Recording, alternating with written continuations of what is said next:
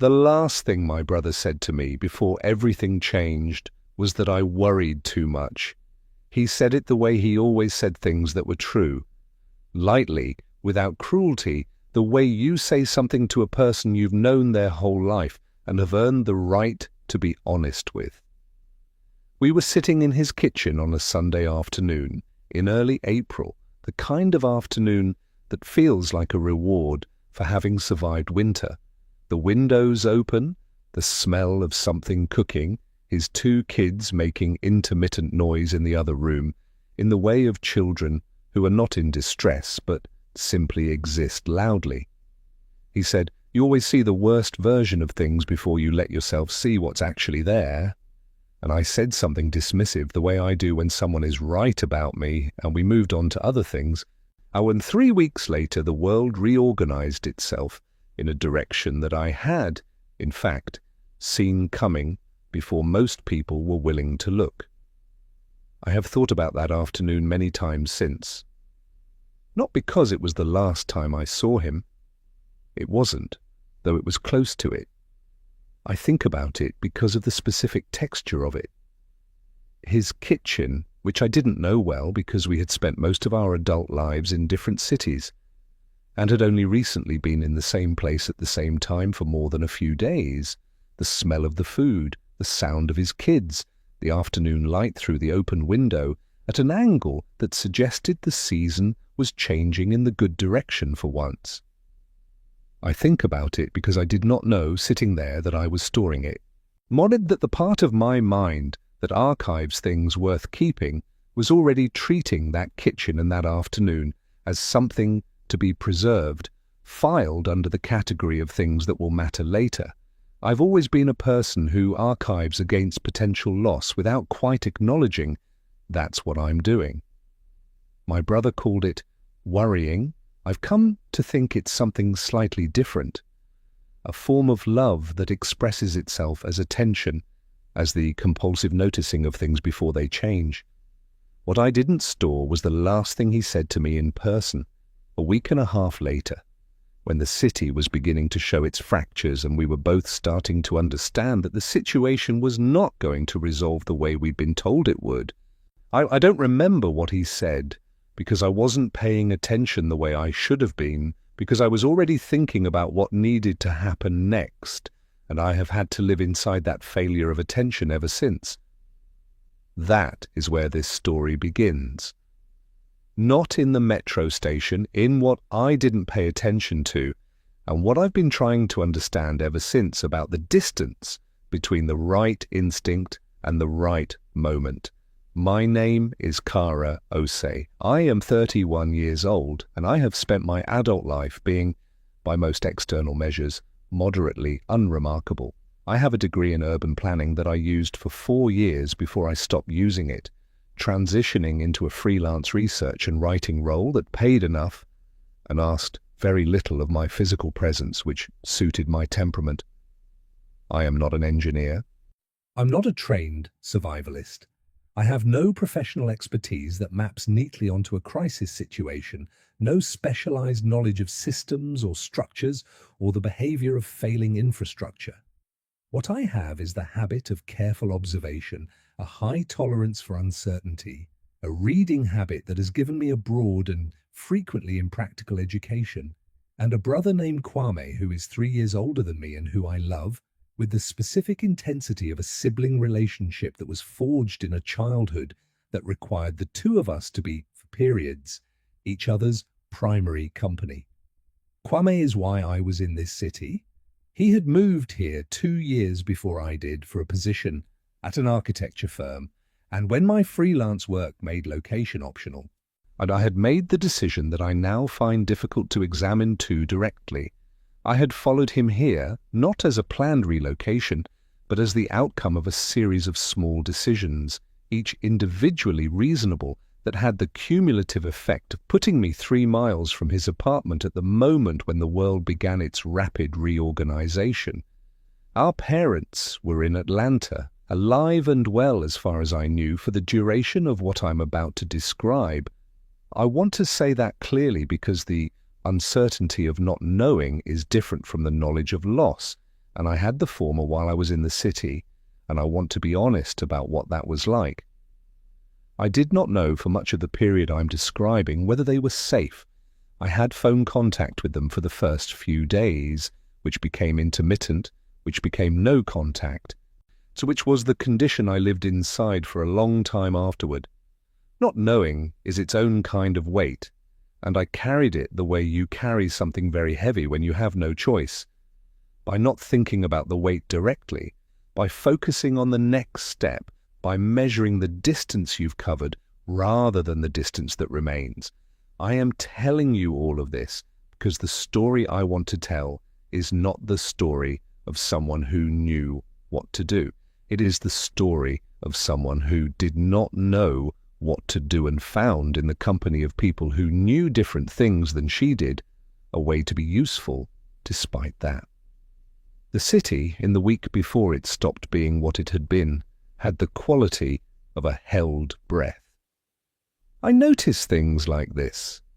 The atmospheric quality of places, the way a neighborhood sounds when the people in it are anxious versus when they are simply busy, the difference between ordinary traffic noise and traffic noise made by people who are driving with more urgency than the situation should require.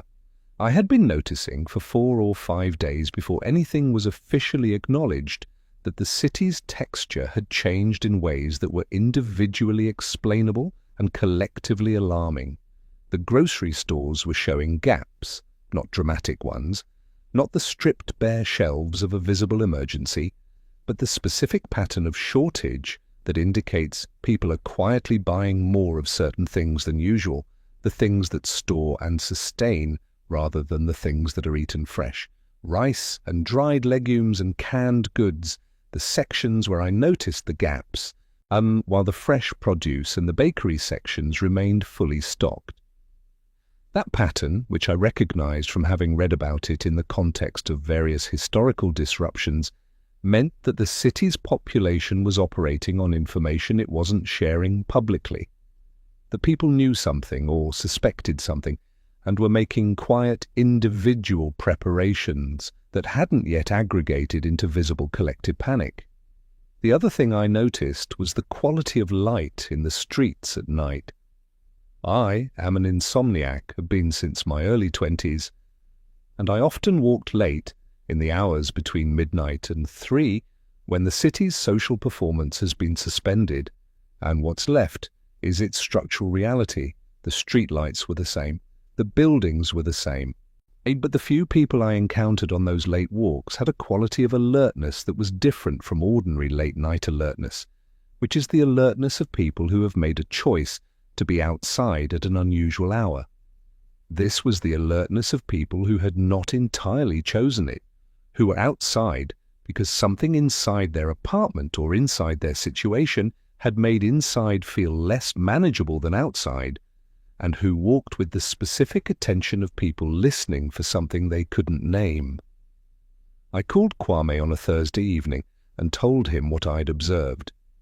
He listened the way he always listened to me.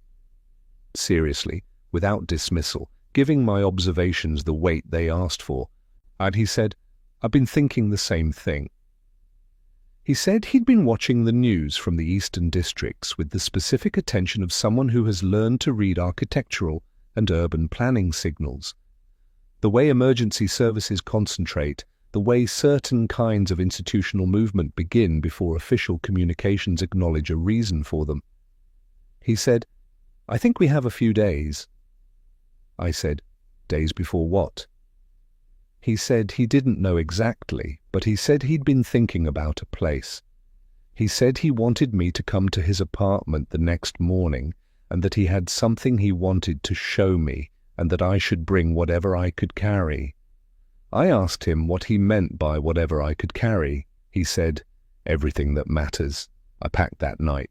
Well, it's not in panic, in the deliberate way of someone who has been told something true and is taking it seriously.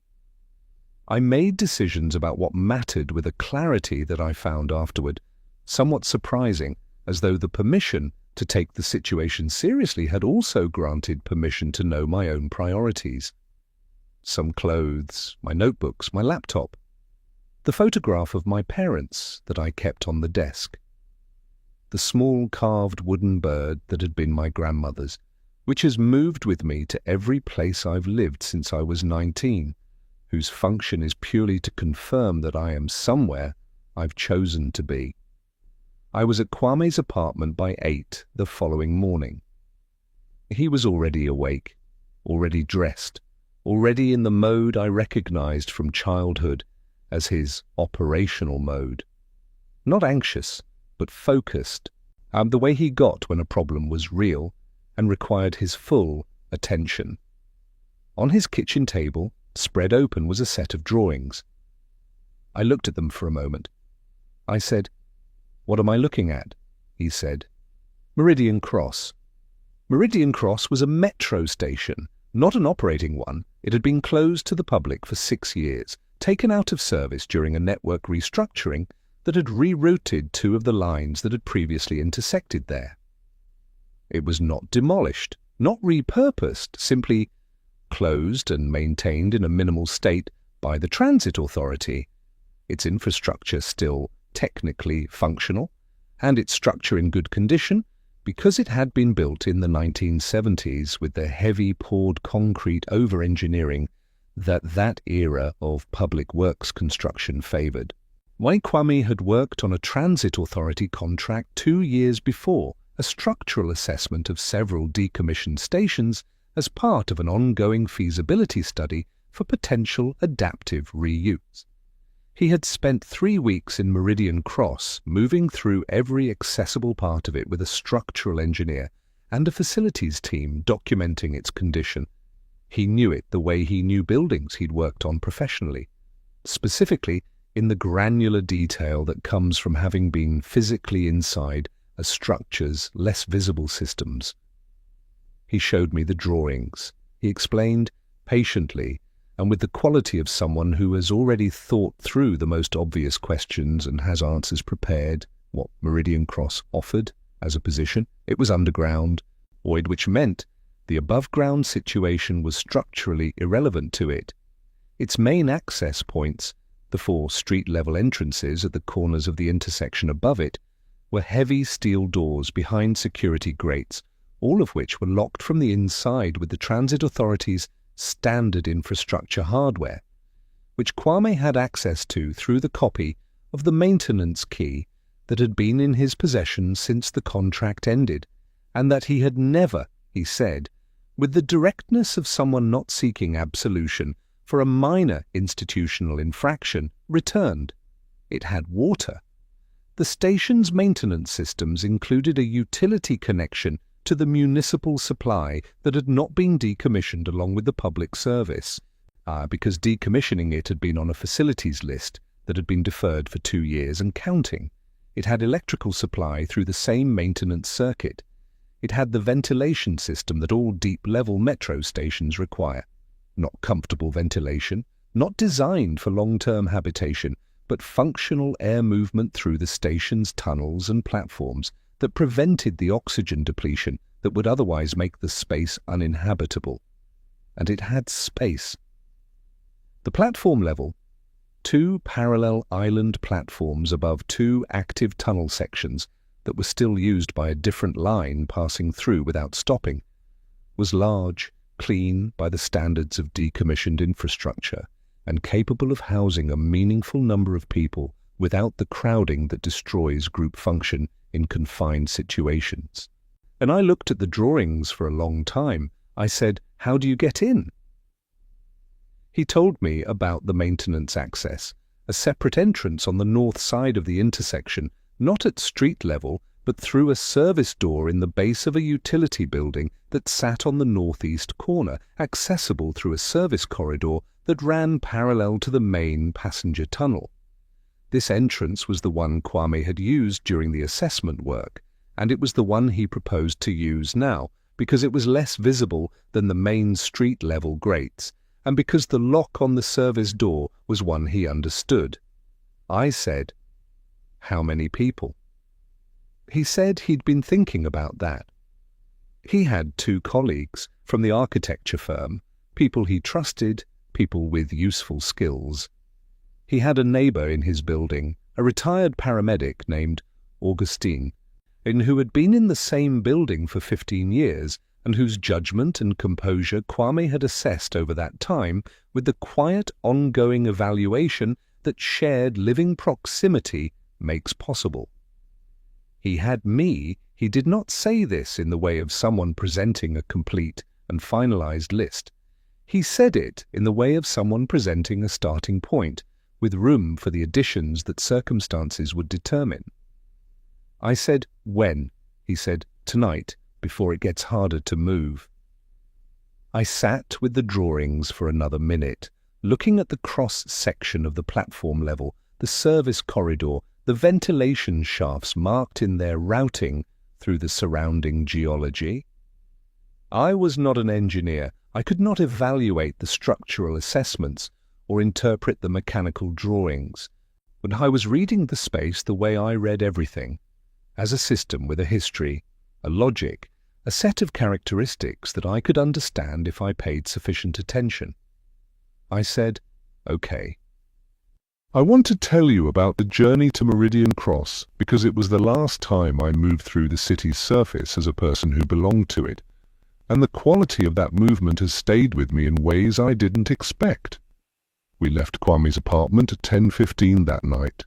5 of us, Kwame, me, his 2 colleagues from the firm, a structural engineer named Priya who I had met once before at a firm event, and who carried herself with the economy of motion of someone who assesses spaces for a living and never wastes a step inside them, and a younger architect named Felix, who was 26, and had the contained energy of someone working very hard to be calm, and Augustin, the retired paramedic, who was 62 and walked with a slight limp from a knee that had been through a procedure 3 years before, and who carried in a large duffel bag a medical kit that he'd been maintaining out of professional habit for years after his retirement.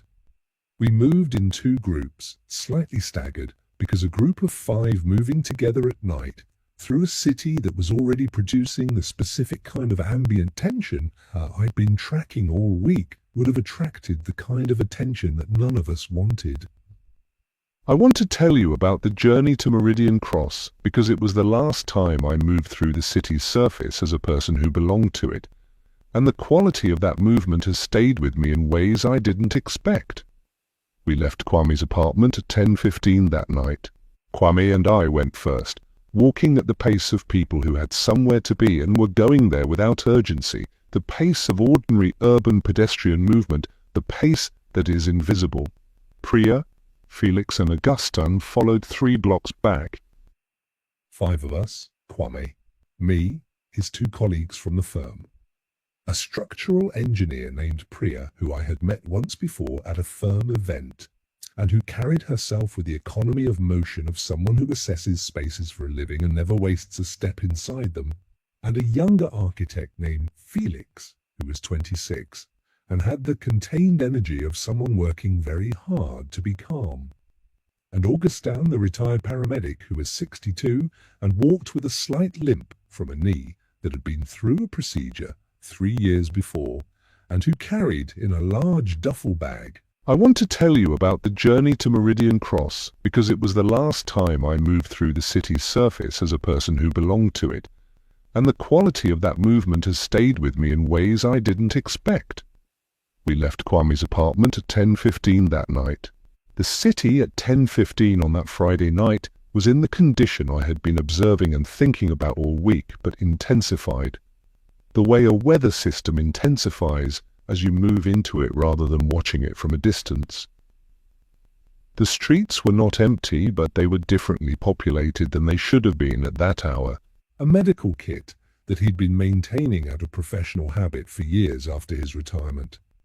We moved in 2 groups, slightly staggered, because a group of 5 moving together at night through a city that was already producing the specific kind of ambient tension I'd been tracking all week would have attracted the kind of attention that none of us wanted. 5 of us, Kwame, me, his 2 colleagues from the firm, a structural engineer named Priya who I had met once before at a firm event, and who carried herself with the economy of motion of someone who assesses spaces for a living and never wastes a step inside them. Kwame and I went first, walking at the pace of people who had somewhere to be and were going there without urgency, the pace of ordinary urban pedestrian movement, the pace that is invisible. Priya, Felix and Augustine followed 3 blocks back, with fewer of the ordinary Friday night social crowds and more of the individual moving presences I'd noticed on my late walks. People with the quality of motion that comes from having made a decision about where to be and moving toward it without the relaxation of someone whose movement is recreational. The city at 10:15 on that Friday night was in the condition I had been observing and thinking about all week, but intensified. The way a weather system intensifies as you move into it rather than watching it from a distance. The streets were not empty, but they were differently populated than they should have been at that hour. There was a sound coming from somewhere to the east. Not close, not alarming at the volume it reached us, but present, with the quality of collective human noise that had stopped having the ordinary social register of crowds and had acquired something else. I didn't name what something else was, with fewer of the ordinary Friday night social crowds and more of the individual moving presences I'd noticed on my late walks. People with the quality of motion that comes from having made a decision about where to be and moving toward it without the relaxation of someone whose movement is recreational. There was a sound coming from somewhere to the east. Not close, not alarming at the volume it reached us, but present, with the quality of collective human noise that had stopped having the ordinary social register of crowds and had acquired something else. I didn't name what something else was. I filed it and kept walking. Kwame was quiet beside me. We had walked together in cities since we were children. Walking is a thing our family does, a practice our parents brought from a different kind of urban life in Accra and maintained in Atlanta and transmitted to both of us, so that the experience of being in a city on foot has always felt natural, and reading a city's condition through its pedestrian texture has always felt like the primary way of knowing a place. Walking beside Kwame in a city had a specific quality that walking alone didn't have. A doubling of observation. I filed it and kept walking. Kwame was quiet beside me. We had walked together in cities since we were children. Walking is a thing our family does, a practice our parents brought from a different kind of urban life in Accra and maintained in Atlanta and transmitted to both of us. A second set of pattern recognition running in parallel, both of us tracking different frequencies of the same environment, and neither of us needing to narrate what we were tracking, because we'd been doing this together since we were old enough to be trusted on sidewalks without supervision, so that the experience of being in a city on foot has always felt natural, and reading a city's condition through its pedestrian texture has always felt like the primary way of knowing a place. Walking beside Kwame in a city had a specific quality that walking alone didn't have. A doubling of observation. He said once, somewhere in the middle of our route, "You okay?" I said, "Yes, you?" He said, "Yes." That was the full extent of our conversation for 12 blocks. It was sufficient. A second set of pattern recognition running in parallel, both of us tracking different frequencies of the same environment, and neither of us needing to narrate what we were tracking, because we'd been doing this together since we were old enough to be trusted on sidewalks without supervision. The utility building on the northeast corner of the Meridian Cross intersection was a squat concrete structure, nondescript, the kind of urban infrastructure element that exists in the visual vocabulary of every large city and is noticed by virtually no one because its function is to support the systems that people use without thinking about. He said once, somewhere in the middle of our route, "You okay?" I said, "Yes, you?" He said, "Yes." That was the full extent of our conversation for 12 blocks. It was sufficient. And a younger architect named Felix, who was 26, and had the contained energy of someone working very hard to be calm. And Augustin, the retired paramedic who was 62 and walked with a slight limp from a knee that had been through a procedure 3 years before, and who carried in a large duffel bag.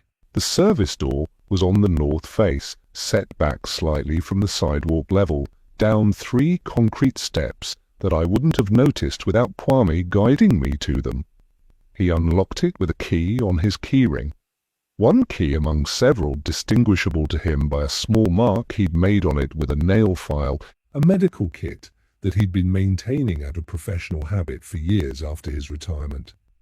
We moved in 2 groups, slightly staggered, because a group of 5 moving together at night through a city that was already producing the specific kind of ambient tension I'd been tracking all week would have attracted the kind of attention that none of us wanted. The utility building on the northeast corner of the Meridian Cross intersection was a squat concrete structure, nondescript, the kind of urban infrastructure element that exists in the visual vocabulary of every large city and is noticed by virtually no one because its function is to support the systems that people use without thinking about. Kwame and I went first, walking at the pace of people who had somewhere to be and were going there without urgency, the pace of ordinary urban pedestrian movement, the pace that is invisible. Priya, Felix and Augustin followed 3 blocks back. The city at 10:15 on that Friday night was in the condition I had been observing and thinking about all week, but intensified. The way a weather system intensifies as you move into it rather than watching it from a distance.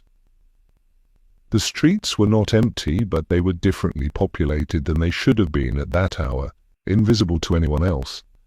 And the door opened without drama, with the specific heavy swing of a door that has been built to function reliably and has been doing so for decades without complaint.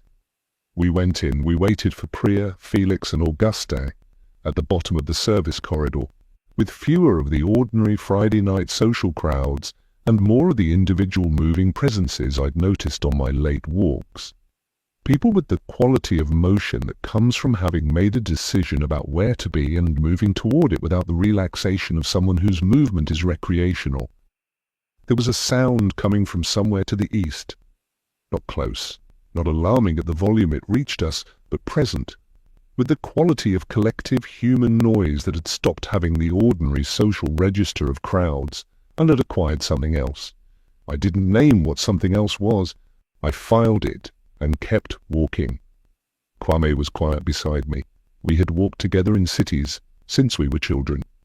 Walking is a thing our family does, a practice our parents brought from a different kind of urban life in Accra and maintained in Atlanta and transmitted to both of us, so that the experience of being in a city on foot has always felt natural, and reading a city's condition through its pedestrian texture has always felt like the primary way of knowing a place. Walking beside Kwame in a city had a specific quality that walking alone didn't have. A doubling of observation, a second set of pattern recognition running in parallel, both of us tracking different frequencies of the same environment, and neither of us needing to narrate what we were tracking, because we'd been doing this together since we were old enough to be trusted on sidewalks without supervision. He said once, somewhere in the middle of our route, "You okay?" I said, "Yes, you?" He said, "Yes." That was the full extent of our conversation for 12 blocks. It was sufficient. The utility building on the northeast corner of the Meridian Cross intersection was a squat concrete structure, nondescript, the kind of urban infrastructure element that exists in the visual vocabulary of every large city and is noticed by virtually no one because its function is to support the systems that people use without thinking about. The service door was on the north face, set back slightly from the sidewalk level, down 3 concrete steps that I wouldn't have noticed without Kwame guiding me to them. He unlocked it with a key on his keyring. One key among several distinguishable to him by a small mark he'd made on it with a nail file, invisible to anyone else. and the door opened without drama, with the specific heavy swing of a door that has been built to function reliably and has been doing so for decades without complaint. We went in, we waited for Priya, Felix and Auguste at the bottom of the service corridor. The first thing I registered about Meridian Cross in the service corridor before we reached the platform level was the temperature. Underground at a consistent depth has its own temperature, which is the local mean annual surface temperature buffered by geology in this city, at the depth of the platform level approximately 60 degrees Fahrenheit, constant across seasons, independent of the weather above. After the April night air outside, it felt immediately different. Not cold exactly, but stable in a way that the surface had not been. Still, the kind of temperature that doesn't change because it has reached its equilibrium with its environment and has no reason to deviate. The second thing was the sound. The service corridor was silent in the way that underground spaces are silent. Not the absence of sound, but the presence of a very different acoustic environment. One in which the sounds that exist are the sounds of the space itself, rather than the space's relationship to an exterior. The ventilation moved through the tunnels with a low, consistent breath. Water ran somewhere in a pipe in the wall, not a leak, but a functional flow, the municipal supply that had not been decommissioned. The corridor's concrete floor and walls returned our footsteps in a slightly flattened register, absorbing some frequencies and returning others, and the total acoustic effect was of a space that had been holding its silence for 6 years and was simply continuing to hold it in our presence. Kwame used a flashlight to navigate the corridor. The maintenance electrical was functional, but needed to be activated from a panel that he knew the location of and that he led us to once the full group was assembled. When the lights came on, fluorescent, the original station lighting that had presumably been burning on and off in maintenance cycles for 6 years. The platform level revealed itself incrementally as my eyes adjusted. I want to describe what I saw because the first impression of a space that you're going to inhabit for a long time is the impression that everything subsequent builds on, and mine was specific and genuine and has not faded. The platforms were long and wide, as deep metro platforms tend to be, with the generous proportions of infrastructure built in the era when public transit was a civic statement rather than a line item to be minimized. The walls were tiled in a geometric pattern that I recognized as characteristic of this city's transit system. The specific combination of colors and shapes that had been designed to give each station an individual identity while remaining within a coordinated visual family. The tiles were intact. They were dusty, 6 years of undisturbed dust settling on their surfaces, but beneath the dust the colors were as they had been, a deep blue-green at the lower register, shifting to a lighter tone at the upper, with a band of a different geometry at mid-height that Kwame told me, when I asked, had been designed by a graphic artist who'd done several stations on this line in the 1970s and whose work was the subject of a small but genuine preservation advocacy among people who cared about this kind of thing. The trains on the active line that passed through the station without stopping were audible, not intrusive, not alarming, simply present as a deep vibration that preceded the actual passage of the train by a few seconds and faded in its wake. The first time I heard it, I stopped walking and stood still, feeling the vibration in the soles of my feet, and I thought about the fact that the ordinary infrastructure of this city was still moving, still running its routes, still doing what it had been designed to do in the oblivious way of systems that have been set in motion and will continue until something external stops them. Augustin, standing beside me, said, "Still running." I said, "For now." He said, "For now is enough to start with." The first week in Meridian Cross was the week I understood what I didn't know. Priya and Felix and Kwame operated in the space with the fluency of people who think in terms of structural systems and spatial organization, assessing the station's features with the specific literacy of their training and making decisions about how to use what was there with an efficiency and confidence I found both impressive and slightly alienating, in the way you feel alienated by competence in a domain you don't share. They mapped the access points systematically, identifying which ones needed reinforcement, which were already adequate, which could be permanently sealed, and which needed to remain operational. They evaluated the ventilation system with Priya's structural understanding and the maintenance documentation Kwame had retained from the assessment work. They made a physical inventory of the station's utility connections and confirmed the water and electrical supplies. I helped where I could help. I organized, I documented, I kept the notebook that became our operational log, the record of decisions made and resources accounted for and daily conditions observed, because the habit of precise record keeping is one I have maintained since university, and it turned out to be one of the group's most consistently useful practices. I went with Augustin on the first surface excursion, a careful 2-hour trip on the second day in the early morning, to supplement the supplies we'd brought with what the city's still partially functioning commercial infrastructure could provide, and I navigated that trip with the knowledge of the neighborhood I had from months of living nearby and the specific kind of urban situational awareness that my late-night walking habit had built over the same period. But I was not skilled in the ways that mattered most to the station's conversion. I did not understand the electrical systems that Felix was adapting. I did not know what Priya was reading when she looked at a structural joint and made an assessment about load distribution. I could not have made the decisions that Kwame was making about the sequencing of the access reinforcement, which required understanding the station's geometry and the likely approach vectors of any threat in a way that his spatial training made intuitive and that I would have had to learn slowly and imperfectly.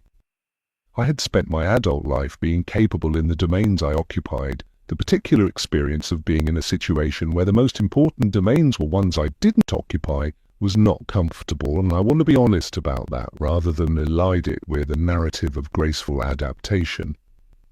There were days in that first week when I felt the specific friction of being the least technically capable person in a group of 5, and when the friction produced, briefly and unproductively, something that was close to resentment.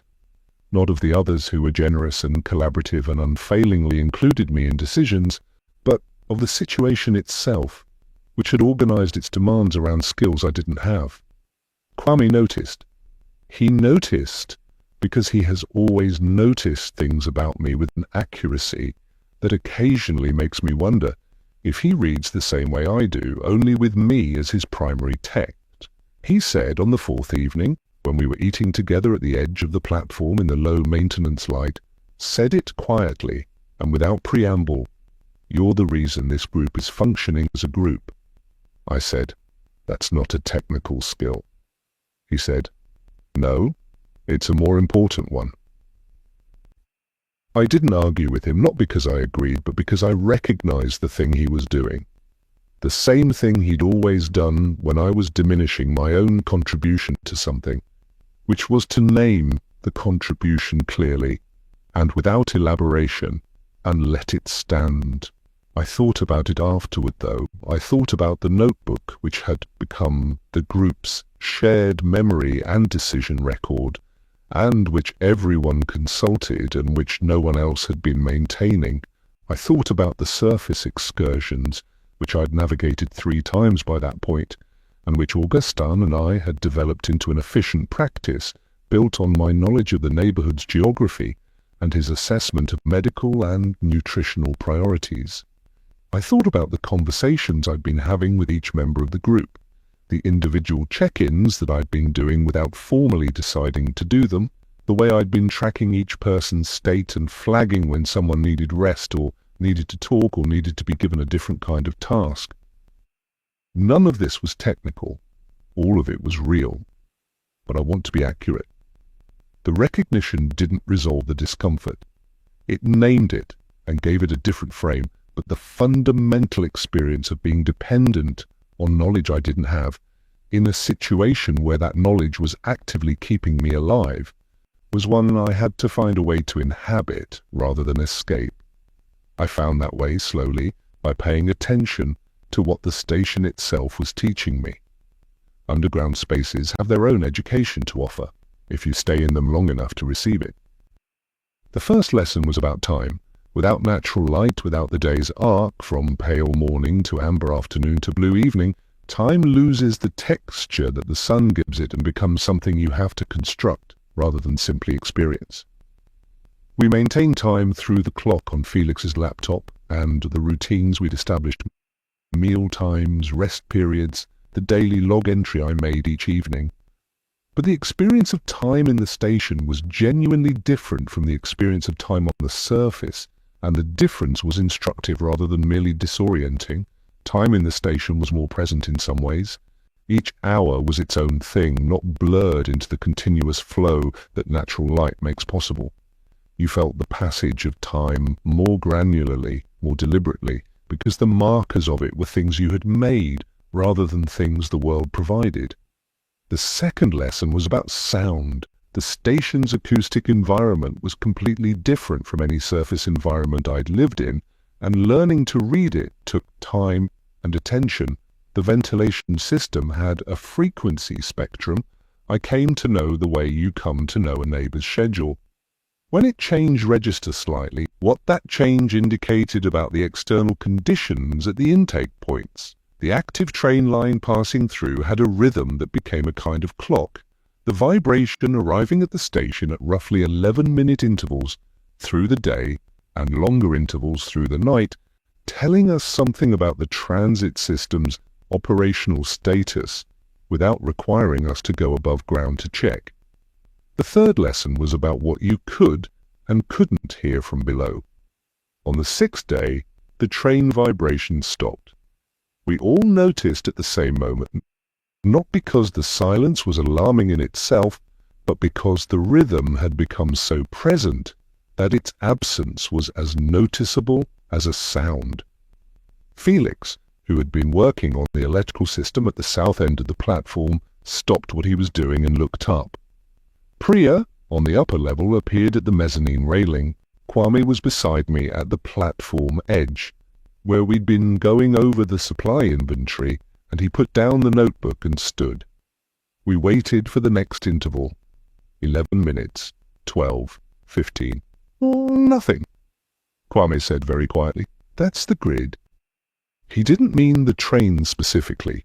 He meant what the train's absence indicated. The failure of one of the systems that required continuous institutional operation to function, the kind of failure that once it begins tends to extend outward through connected systems rather than remaining contained. Augustine, from the far end of the platform where he'd been organizing the medical supplies, said, "How long do we have before the water follows?" Priya said, "Municipal water runs on gravity and residual pressure. Days, probably, maybe a week." Felix said, "Electrical." Priya said, "Generator backup for the maintenance circuits, 2 weeks if the fuel holds. We have no way to check the fuel level from here." We stood with that information for a moment, each of us doing our own version of the calculation. The station had always been a temporary position in Kwame's conception of it. Not a permanent solution, but a viable interval, a place to be while the surface situation developed enough clarity to permit a different kind of decision. But the clarity we'd been waiting for had just declared itself in the form of an absence, and the interval we'd planned for had just become more precisely bounded.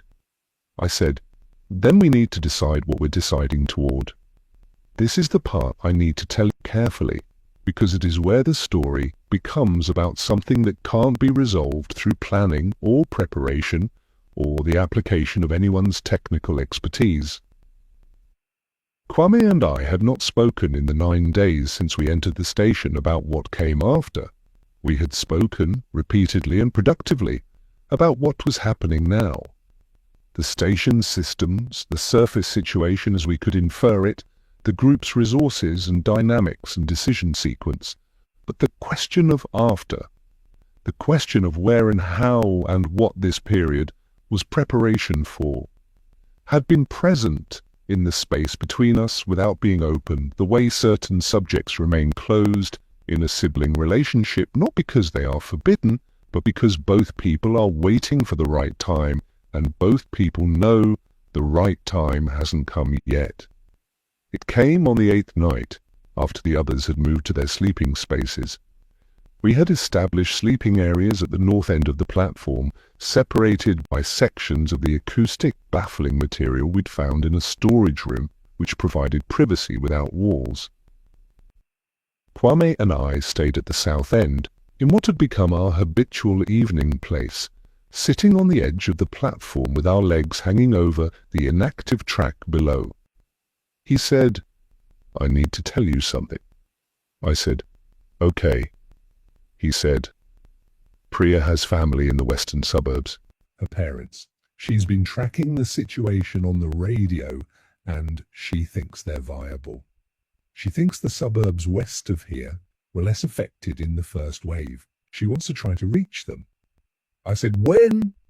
He said, "She's thinking 4 or 5 days, when she thinks the surface has settled enough to permit movement."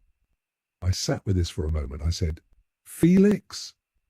He said, "Felix goes where Priya goes. They've been together for 2 years, I think, though neither of them has said so directly." I thought about that. The two of them, their parallel operations on the station's systems, the way they communicated with the economy of people who have developed a shared language. I hadn't named what I was observing, but I recognized it now that Kwame named it. I said, "Augustine." Kwame was quiet for a moment. Then he said, "Augustine has nobody outside this city. He knows that. He's been thinking about that quietly for 9 days, and he hasn't said anything about it because that's who he is." I thought about Augustine, his slight limp, his medical bag, the way he moved through the station with the patient economy of someone who has been in difficult situations before and has learned to conserve his energy for the moments that require it. The way he'd said "for now" is enough to start with on the first night, with the quality of someone who has made a practice of true statements. I said, "And us?" Kwame turned and looked at me, in the low-maintenance light of the station. His face had the quality it had always had since we were children. The quality of someone who is about to tell me something true, that he has thought through fully before deciding to say it. He said, "I want to try to get to Atlanta." I said, "To Mum and Dad?" He said, "Yes."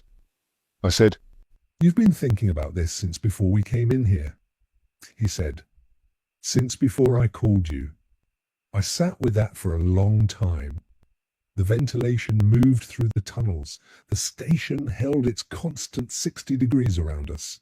Somewhere in the tile work behind me, a crack that had been there since the 1970s continued being exactly the crack it had been, neither growing nor closing, simply present as a record of the building's history. I said, "Tell me the route you're thinking." He told me it was not reckless. Nothing Kwame does is reckless because he has the specific quality of courage that thinks first and then acts, rather than the kind that acts in order to avoid thinking.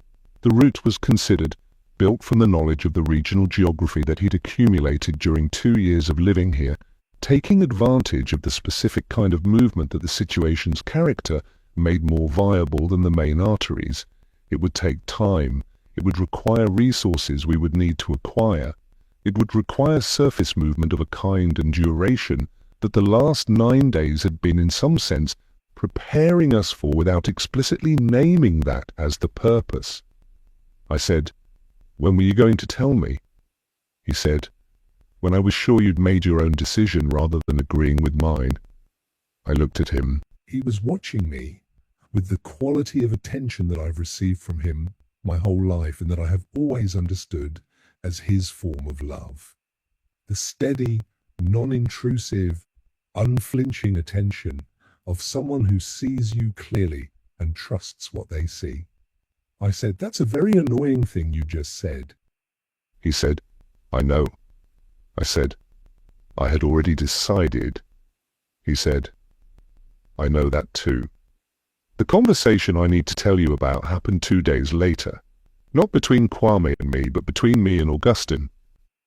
I found him in the storage room at the far end of the north platform, sitting on a crate, not doing anything, not reading, not organizing, not resting in the deliberate way of someone managing their energy.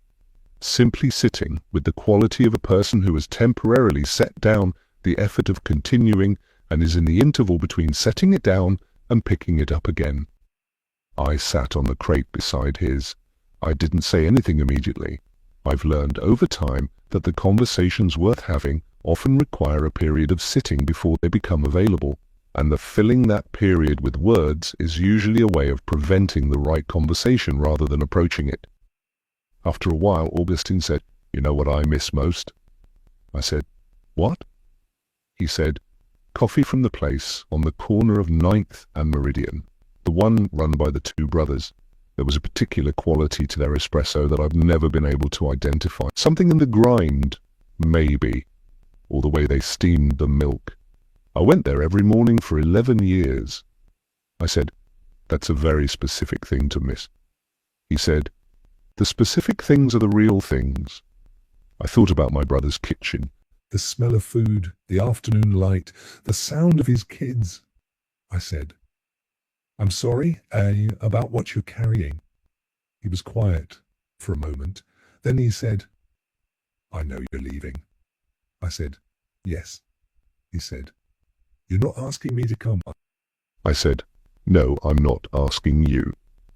He nodded slowly, the specific nod of someone accepting a true thing. He said, "That's correct. That's the right call." I said, "I don't know if it is." He said, "It is. The route you're taking is not viable for this knee over that distance.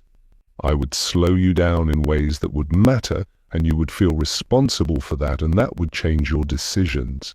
You need to go fast enough to go at all." I said, "That's a very rational framing of something that's not entirely rational." He said, "I've been doing that for 62 years. You get efficient at it." I said, "What will you do?" He said he thought he'd stay until Priya and Felix were ready to move, go as far as the western suburbs with them, and then figure out the next thing from there. He said he'd been in more difficult situations than this one. Not in the quality of threat exactly, but in the particular experience of being without orientation and having to find the next thing without a map for it. He said the paramedic experience gave you that eventually, if you stayed in it long enough, the knowledge that the next viable thing exists even when you can't see it, and that the job is simply to stay in motion until it becomes visible. I said, "I need to tell you something." He said, "Okay." I said, "I don't know if we'll make it." He looked at me. He said, "I know." I said, "I'm telling you because I think you deserve the true version rather than the confident one, and because you're the person here I can say it to." He said, "Why me?" I thought about that honestly. I said, "Because you're the person who already knows it, and knowing it together is different from knowing it alone." He was quiet for a long time. The ventilation moved through the tunnels. A train had not passed in more than 40 hours. Then he said, "Your brother is a good man." I said, "Yes." He said, "Go find your parents." We left Meridian Cross on the morning of the 12th day. I want to tell you the truth about what leaving felt like, because the truth is more complicated than departure usually gets to be in the kind of story this is. It felt like loss, which I hadn't expected, or rather hadn't let myself expect, because I had been focused on the forward direction, on Atlanta, on my parents and Kwame's route, and the decisions it required, in a way that had been productive for planning and had prevented me from fully feeling what I was also leaving. The station had been, for 12 days, a place, not my place. I want to be clear about that distinction. because the station was never something I had prior claim to or intimate knowledge of. I had been a stranger when I arrived, and I understood its systems only as well as 12 days of close attention and other people's explanations had permitted. But a place doesn't require prior claim to become real to you, and 12 days in a space that is the only space you have is 12 days of that space becoming part of your experience in ways that don't dissolve when you walk out of it. I stood on the platform for a moment before I shouldered my pack. I looked at the tiles.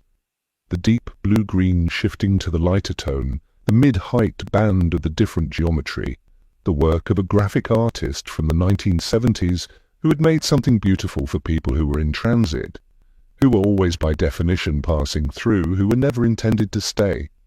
I looked at the platform's length and the quality of the maintenance light and the crack in the wall that had been there since the building was new. Augustin was at the platform edge. He looked at me, and he didn't say anything, which was correct. Priya and Felix said goodbye with the warmth of people who have shared a difficult situation, and who understand that the shared difficulty is a form of relationship that doesn't require elaboration or extension to be real. Felix shook Kwame's hand, and then with a spontaneity that surprised me slightly, mine as well. Priya, whose composure I had admired for 12 days, hugged me briefly and said into my ear, "Be careful with him," meaning Kwame. I said I would. Kwame and I went out through the service corridor, through the utility building service door, up the 3 concrete steps to the street level, and into the morning. I will not describe what we found on the surface in the detail that the surface deserved, because the surface is not where this story lives. The surface was what it was. A city in a condition that I had been modelling and tracking for 12 days from below, and that was, in its reality, both less terrible than some of what I had imagined, and more terrible than I had let myself consciously prepare for. We moved through it with the discipline that Kwame's planning had established and the specific urban navigation instinct that I had been building for months before any of this started. We were careful. We were patient. We made decisions at the pace they required rather than the pace that fear suggested. The route to Atlanta is not the story I'm telling. The route took the time it took and required the things it required. And we made it. What I want to tell you is the last thing about Meridian Cross, about what I understood on the morning we left, standing on the platform looking at the tiles. I had come into that station as a stranger, without expertise, without prior claim, depending entirely on my brother's knowledge and the knowledge of 3 people I had known for less than 2 weeks. I had stayed there for 12 days and contributed what I had to contribute. The notebook, the navigation, the attention I paid to each person, the willingness to sit with Augustin in a storage room and say the true thing rather than the confident one. I had been the least technically capable person in the group, and I had found, slowly and without resolution of the discomfort, a way to be genuinely useful from exactly that position.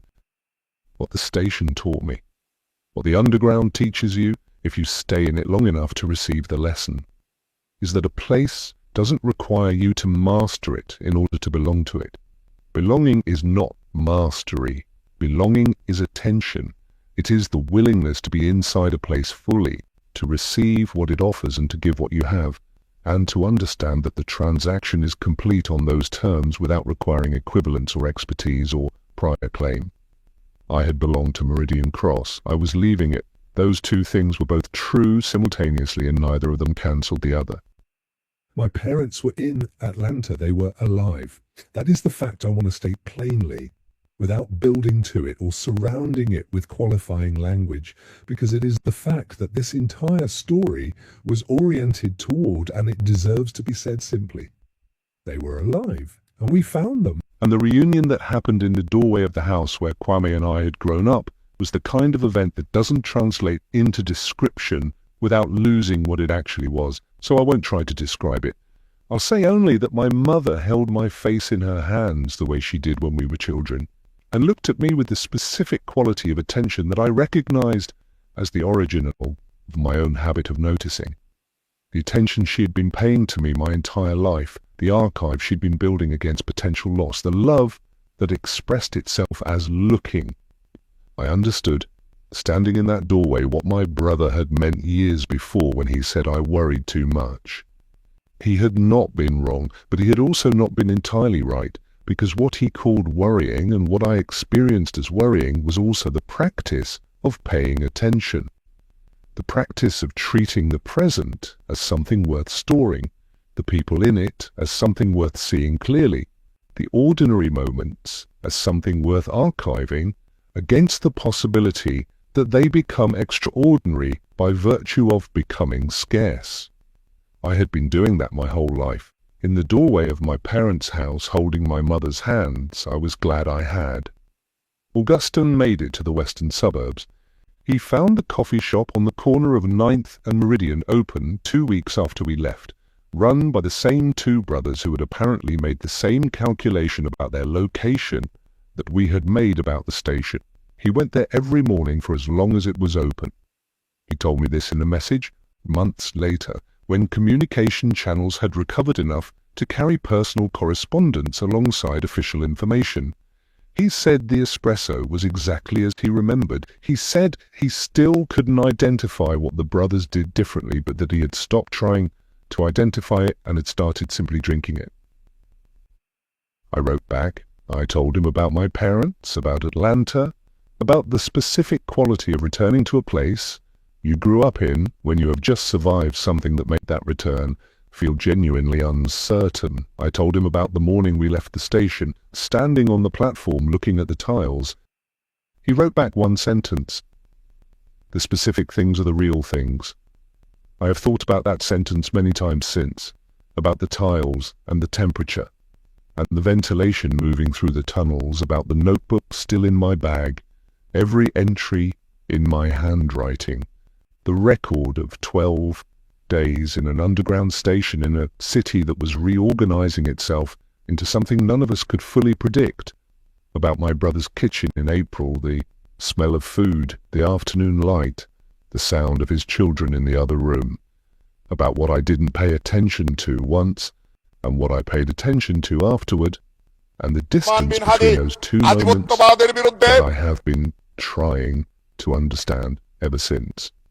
Meridian Cross is still there, underground, on the city I left it in, holding its 60 degrees, its tiles, its ventilation and its silence, and the crack in the wall from 1970-something, that neither grew nor closed while we were in it, waiting for the next person who needs what it offers, indifferent to whether that person knows how to read its structural drawings or understand its mechanical systems, asking only that they arrive and pay attention and give what they have.